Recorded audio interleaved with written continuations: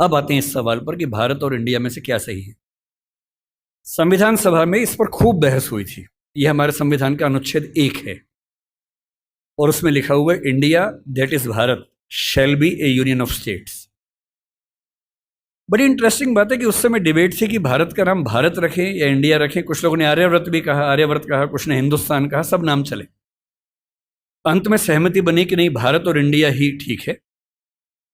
नेहरू जी ने खुल के तो नहीं, पर नेहरू जी के पर्सपेक्टिव से जो बात वहां पर ज्यादा आई वो ये थी कि हमारे संविधान के बनने की प्रक्रिया में जो बहुत सारे एक्ट थे जो अंग्रेजों ने बनाए थे, जैसे इंडिया इंडिपेंडेंस एक्ट 1947 का है, 1935 का एक्ट था, उन सब में इंडिया का इस्तेमाल था। उस समय के भारत की तरफ से जो समझौते अंतर्राष्ट्रीय थे उन सब में इंडिया नाम था। पश्चिम की दुनिया हमें इंडिया के नाम से जानती थी, अमेरिका हो, फ्रांस हो, कोई भी हो, सब इंडिया जानते थे। नेहरू जी का मिजाज जो था वो ये भी था कि हमें ग्लोबल पर्सपेक्टिव में चीजों को देखना है, पूरी दुनिया से संवाद करना है, क्योंकि उनकी रुचि अंतर्राष्ट्रीय मुद्दों में ज्यादा थी, बहुत ज्यादा थी।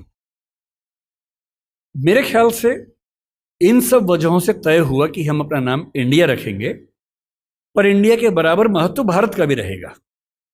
तो लिखा गया India that is Bharat. India जो कि भारत है, राज्यों का एक संघ होगा। 4 दिन पहले की बात है, मैं हॉलैंड में एक टैक्सी में बैठा हुआ था।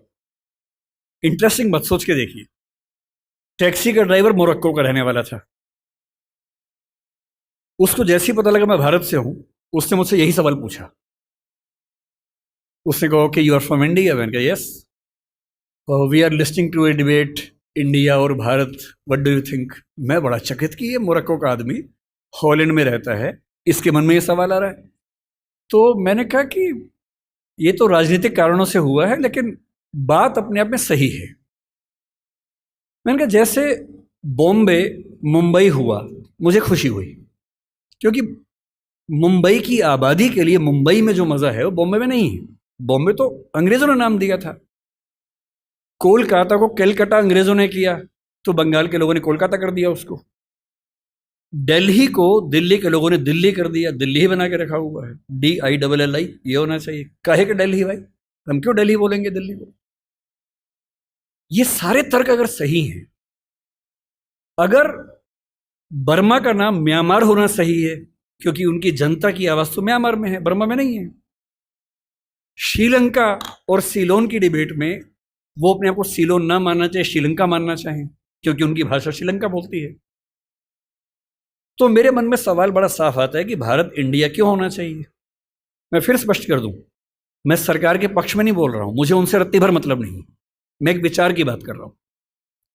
और मैं जब संविधान पढ़ाया करता था, अनुच्छेद 1 पढ़ाते हुए मैं हमेशा बोलता था कि मुझे चुभन होती है ये पढ़ते हुए कि इंडिया दैट इज भारत। दोनों ही लिखने थे तो भारत दैट इज इंडिया कर देते। अगर दोनों ही लिखने थे, ठीक है, दोनों रखें, क्या दिक्कत है। इंटरेस्टिंग बात इसके बाद है, मोरक्को के उस ड्राइवर ने उसके बाद पता है क्या कहा, हिंदी में अगर बताऊं, बोले अच्छा अच्छा ये मामला है, अब समझ में आया। फिर बोले कि बड़ी इंटरेस्टिंग बात है, हमारा नाम मोरक्को पड़ गया फ्रेंच लोगों की वजह से। मोरक्को के लोग मोरक्को को मगरिब बोलते हैं। और जब मैं सऊदी अरबिया गया, सऊदी अरब के लोगों ने मुझसे पूछा कहां से आए हो, मैंने कहा मोरक्को। उन्होंने इस भाव से देखा कि मैं पागल हूं, बोले नहीं, मगरिब से आए हो। अगर मगरिब की आबादी खुद को मगरिब कह के खुश है, तो उसे फ्रेंच लोगों की वजह से मोरक्को क्यों कहा जाए? इंडिया शब्द वेस्ट ने दिया और बुरे भाव से दिया। उनकी नजर में इंडियन होने का मतलब है बहुत पिछड़ा हुआ होना, रेड इंडियंस, वेस्ट इंडियंस।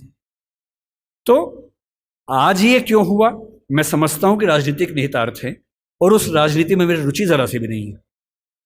लेकिन ये आज हो या कभी भी हो, मैं इस पक्ष में हूं कि देश का नाम देश की भाषा में होना चाहिए, और देश की भाषा भारत